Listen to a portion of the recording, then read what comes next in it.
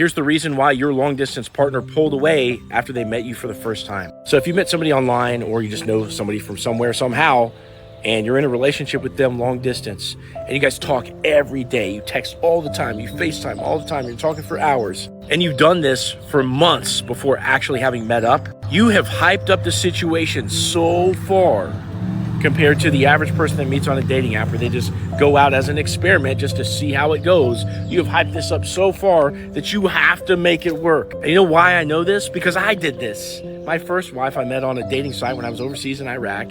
We talked for a long time before I could actually get back to the States. And when I finally met her, I felt pressure to make the situation happen because I didn't want to let her down for the amount of time that we talked.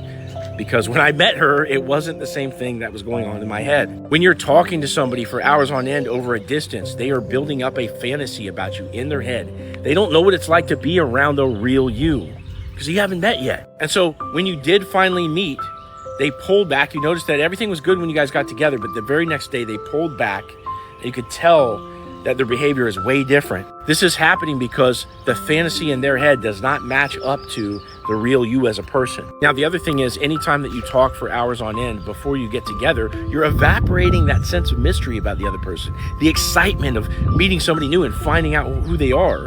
And it's for this reason that I tell my dating coaching students to grab phone numbers within, 10 texts or so. And when they get on the phone to set the date, to only talk for like 10 minutes. Because you want to let that other person indulge in the excitement of you. And if you're indulging at it, without restraint, all of that indulgence is going to be done over a distance, fantasy-based, and when you finally get together, there's no excitement. And this is what you're feeling now if you're going through this. So it's always my advice to don't do long distance. Okay, I've done it. I built a marriage on it. It was a really bad idea.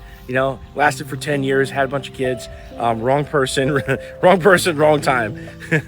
And, had to start all over again. But if you're really, really attached to this person, you want to see if you can make it work anyway, what you got to do is pull back and sort of match their energy and effort level.